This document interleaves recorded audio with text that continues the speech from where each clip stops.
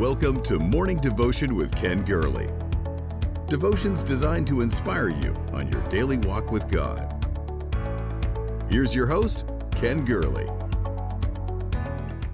Hey, good morning, everybody. Welcome to Morning Devotion. Today, I think we have something very interesting today. Navigating a world without margins. Here we are on this Tuesday, September 9. What a different world that we're working in. So happy to see you, Lasagna, Donna, Elaine, Webster. Thank you for being a part of this morning. You are the ones that make this so special each time we get together. Each time we dedicate a few moments of our day to start the day off right and to gather with people of like precious faith and just say, let's do life together. And I'm thankful for that. You know, each and every morning, just before I start this devotion, I have to do something with my laptop. I have to clear the RAM. I have to go through a clean my Mac thing, run some maintenance to make sure that I have the space to get this devotion out to you. And I've been thinking about that this morning. We need margins. We need space in our lives.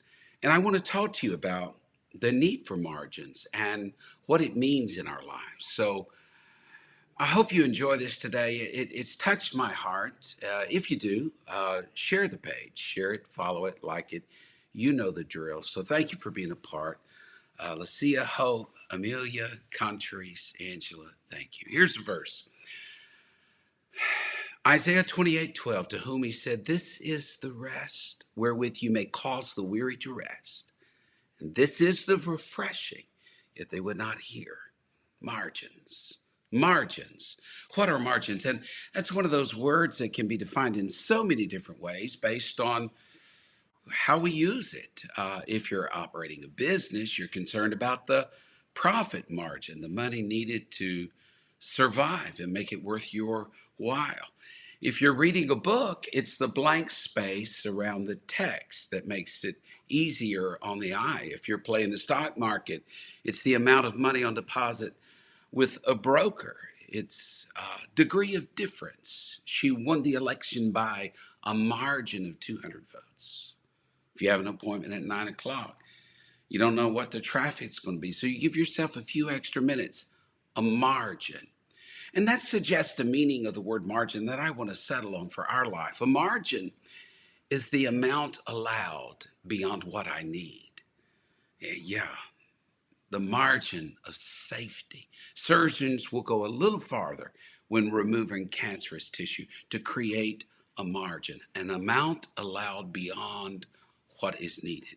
Accountants establish a margin of safety, a space beyond the break-even point. Ships. Go down to the ship channel. Look at the tankers, the freighters, the container ships. You're going to see a line along the side. It's the international load line. It's called the Plimsoll line, named after a member of British Parliament who passed legislation to put these safety markings on ship. It says this ship can get overloaded and there needs to be a margin of safety. It can sink into the water below this line. But we're living in a world now without margins. Paul said that God would never put more on us than we can bear. God would never put more on us. Oh my, God would never put more on us than we can bear. But boy, we can put some more on ourselves than what we can bear. We can just keep adding things to our life and we can get overloaded. Do you know this is a relatively new phenomenon, living in a marginless world? To the homeless, we offer shelter. To the penniless, we have food stamp programs. To the breathless, we connect them to oxygen. But to the marginless, well, we just give them one more thing to do, one more day to be busy. A life with margins is filled with meaning, friends, help. A life without margins is filled with stress, fatigue, loneliness. We live in a world without margins. And that is the disease of the modern life. Can I get a witness to that? Oh my. And in this world we're living in now, it's a world without margins. You see, progress. People worship at the altar of progress. Progress has come at a price. In a day gone by, our forefathers longed for electrification in the rural areas. To have a steady supply of food was a dream. To have proper seed, fertilizer, irrigation. If those could be had, then life would be good. And a margin of safety would be ensured. That's what our forefathers dreamed of. But all of that came, but with it came progress and globalization and modernization, and the migration from the farm to the city began, and our margins began to erode in our life. Now our technology sends us uninterrupted news. We once left our offices or factories at quitting time. No more. They come with us. Since we can work from anywhere, we work all the time. And there is no margin between work and rest anymore. No safe space, no sacred space.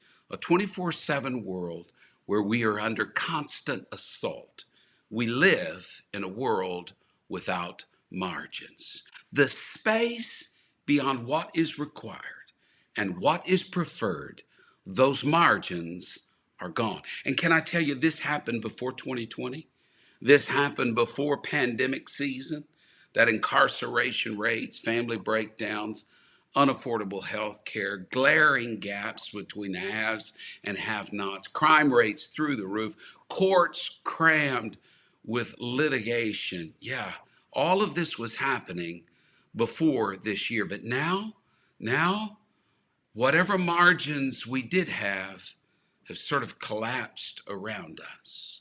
I've been devouring material of late because I want to bless you and I want to be a vessel used by God in this day and age. And I've just been devouring material. And the word that I keep coming back to for this age is trauma.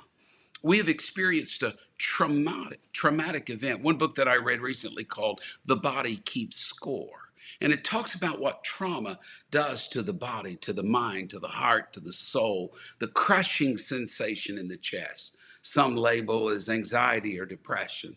Always being on edge, always being alert for danger, always being alert for resistance and rejection.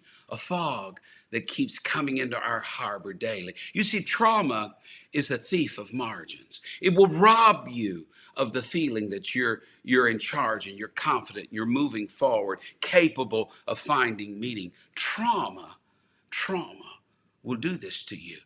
It will keep you from being fully alive to those that are around you. And we've all been traumatized by modern life, and we're traumatized by the season that we're in and the world in which we find ourselves. I hear of people now, I'm just shocked. I hear of people now, people I know and love who just refuse to leave their house for fear of what they were going to find on the outside. Locked away for months, traumatized by a world that seems on the brink of anarchy and despair. It's a world without margins. Can I talk to you about a law? You're not going to find this printed in the Ten Commandments. You won't find it exactly spelled out in bold letters in caps in the Bible, but it's there. It's there. I call it the law of limits. God knows how much we can bear. There's a law of limits.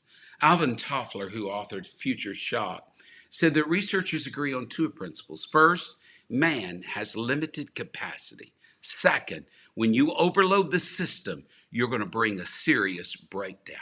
We have a fixed capacity. It's the law of limits. You approach a bridge and you see a sign that says load limit ahead.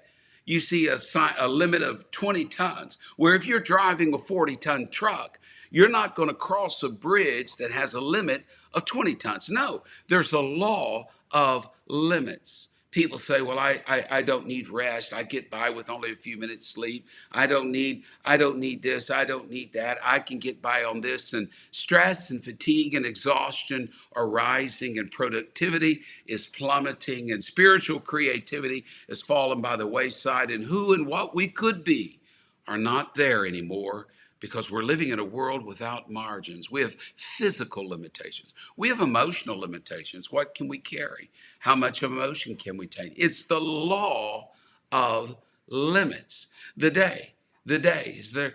Jesus asked, is there not 12 hours in a day? And if a man walks in darkness, he will stumble. There is only so much limit of what we can do and should do. Our energy, strength, time, limited. You can't run on empty, folks. It's the law of limits. Break it at your own peril. You know what the danger of 2020 is right now? Can I tell you, at the end of September of 2020, can I tell you, overload is the enemy. We've got activity overload. We have change overload, choice overload, commitment overload. We have debt overload, expectations overload, fatigue overload, hurry overload, information overload. Do you know one New York Times edition? Pick up the New York Times today. It will contain more information than the average Londoner of the 17th century would encounter in a lifetime. We are buried with data, information overload, media overload, noise overload, people overload, stuff overload, technology overload, traffic overload, work overload. Yeah. You see, there has got to be a reestablishment of margins in our lives, bringing back the boundaries, bringing lines have got to be drawn, margins have got to be set, not to exclude people, not to exclude good things, but the idea that one more thing won't hurt me. We're living in an overload era where we've got to be careful to restore the margins. How do you navigate such a world? You restore the margins. Margin is the space between our load and our limit.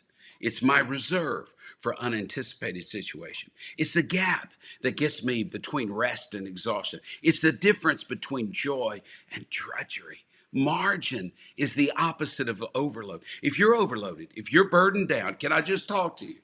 Deanna and Bill and Terry and Wyvette, can I just talk to you? If you are so overloaded and so burdened down that you have no margin, how will you ever know? How will you ever know when you are near to the point of breaking down? Let me give you 4 fuel gauges. There are 4 fuel gauges you need to watch, and you need to watch these very, very carefully in your life. And I know I'm getting very practical here today, but I just feel like it. First of all, it's emotional energy. You better watch that gauge. Physical energy, watch that gauge. Time, how much time you have, watch that gauge. And I know we don't want to hear this, but finances, you need to watch that gauge as well. Let me just settle on emotional energy for a few moments here. I just want to talk to you. I have long operated from this assumption. There are only so many units of emotional energy, and how much you can expend before you destroy and erode your margins and you reach overload. It's a question of letting go and laying hold. There's some things you lay aside that you can lay hold on things that are more important. Worrying is something you got to let go of. It's wasting your energy, saps you of everything you can do today. Jesus said, we can't carry tomorrow's burdens. Don't borrow from tomorrow. Don't be anxious about tomorrow.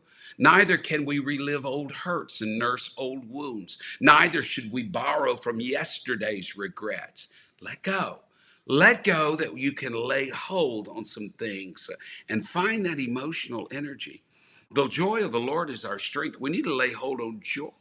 And to regain that emotional energy is a restoration of joy in our lives. And say, I can't be spending all of my time and my energy on things that bring me no joy, things that deplete me, things that don't nourish me. I've got to find the source of my joy. One of the ways you find joy is meaningful relationships. I've been reading John Townsend's book, People Fuel. People Fuel talks about finding people who give you strength, not about being around the people that drain you, but the people that lift you up and support you, that you leave an encounter with them feeling stronger and better than what you came. Finding that small group, finding that support group. And also, can I just tell you this on emotional energy before I hasten on? Find a mission. Find something beyond yourself. Find something that gives you joy as you give of yourself. Find something like that and get your emotional energy back in check and put that margin there. Second is your physical energy. I'm not a doctor. I'm not a doctor. I don't offer cure for diseases.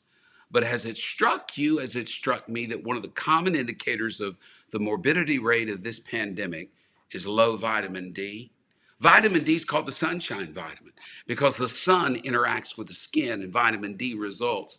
Physical margins are needed. Get out, take a walk, exercise, enjoy life, smile, lift your face to the sunshine and say, I'm restoring a margin. Do you know that the average American today gets 2.5 hours less sleep than the average American 100 years ago? Yeah. We've learned to pull all-nighters. We've learned to pull double shifts. We're asleep on our feet half the time. We need to restore those physical margins. The third margin was time. Time. The third fuel gauge is time. Look at the average family schedule, and you wonder why they're on overload. Can I just tell you something? Something we decided pre-pandemic, but post-pandemic, I think it reveals even more. I know our church families want to get together and be a part of each other, especially during this season. But I get very, very concerned when I've got sleepy saints sitting on pews that are not getting enough sleep. They're overworked. They're running from here and there. I want to make sure that when we get together to worship God, we are fully engaged and energized and caffeinated to worship God with everything inside of us. I want to spend that time wisely and just say, God, we've come together to worship you, because it should be a meaningful time that recharges our batteries. It doesn't drain us, but recharges us. In 1967, there was testimony before the U.S. Senate subcommittee. It claimed that in 2020, the average American would only work 27 weeks a year, and we would only work 22 hours a week. How we doing on that? We're not doing good on that front. Work hours continue to rise exponentially. Jesus told the disciples one day, come apart, and rest a while. You will either come apart or fall apart. You've got to build these margins of time in your life. If your life is a tree, let's look at life as a tree. Then the trunk, the anchor of your life, is your walk with God. The major limbs represent areas that God's given to you: your family, your job, your ministry, your personal developments, your friends, meaningful relationships. And then there are those other branches, a profusion of branches that bear no fruit.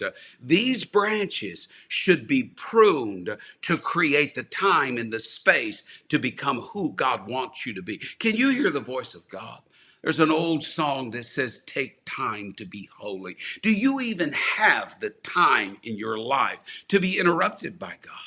Well, could it be that the priest and the Levite running down the Samaritan road, they just didn't have the margin? They were running late, running from one duty to another. They didn't have time to stop and see that angels unaware and divinely disguised opportunities were in their midst, because they were hastening from one place to the next. I want us to see all God has for us. Restore the margin of time. And then that fourth gauge is finances. Oh my. I'm so happy that we have so many small groups starting with Financial Peace University all over again. It's good. It's needed in our world.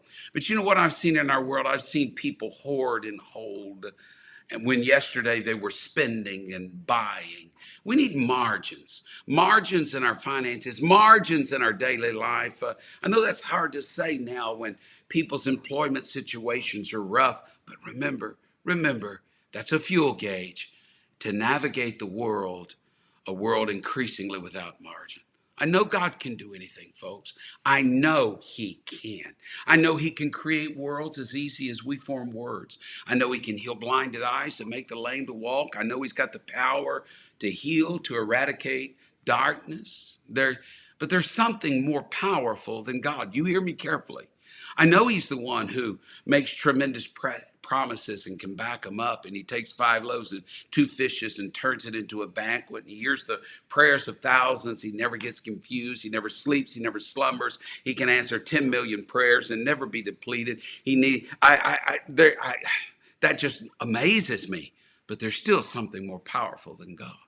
I know God can part the Red Sea and send manna from heaven, and he holds the winds and jet streams in his fist, and he draws a golden strand with his fingertip that becomes a shoreline, and he says, waves, you can go no farther. Oceans, you've got to lay down at my command. But there is something more powerful than God. I know he touched the earth and it's spun about its axis ever since, and he created sun, moon, stars to follow invisible courses in the night sky. He names every star. He knows the outer perimeters of the universe. He sits high upon the circle of the entire cosmos. Heaven is his throne. Earth is his footstool, but there is something more powerful than God. You say, Brother Gurley, how can you say that? Well, I read the scripture to you. Hear it carefully. Isaiah 28:12. This is the rest that God spoke of, wherewith you may cause the weary to rest. This is the refreshing, yet they would not hear. You see, God created man with the power to resist even him, to resist even the rest that God longs to give us. Regardless of what God would like to do for you and me, we can resist him. Our will can be stronger than God's will for our lives. And we live in a world without margins, and we are paying a high price for it. Can I ask you in this morning devotion group right now, Elaine and Jan and Lillian and LaWanda, can I just ask you to rest and to permit the rest that causes the weary to rest, to enter into your life, the comforter, the spirit, and the power of the Lord that can bring strength into your life? I just believe that in this day and in this age, somehow we need a plimsoll line. We need a line that is drawn that says, here we are, and we can go no farther because we are going to operate with margins to make sure we have the space and the time and the energy in our lives to be the people that God wants us to be. I just feel that navigating a world without margins is probably going to be one of the most difficult tasks for modern believers. We are living in a 24/7 world where text messages are going like crazy. Social media messages, you're getting emails, you're getting bombarded with requests on your time. I beg you to find a space of rest. Be involved in a mission beyond you. Find that energy and find that strength, but don't get so overwhelmed that you fall out by the wayside because you don't have the strength to see this race through. Be renewed with might in your inner man, and let the power of God be with you as we try together to navigate a world without margins. As we exit this devotion today, thank you for being a part of it. Thank you. And I hope I blessed you, and I hope it's helped you in some way. It's just something that's been on my mind a lot lately. Share this with someone else. Like the page, follow the page, and leave a prayer request and encourage one another out to the side. Let this comment section be your people fuel. Let it be a place where you gain strength from one another and join forces and say, together, we're going to make it to the promised land, and God's going to be with us to the very end. God bless you. Thank you for being a part of this today. Thank you for listening to Morning Devotion with Ken Gurley. Join us next time for another inspiring devotion. To support this ministry, please visit firstchurch.com/give.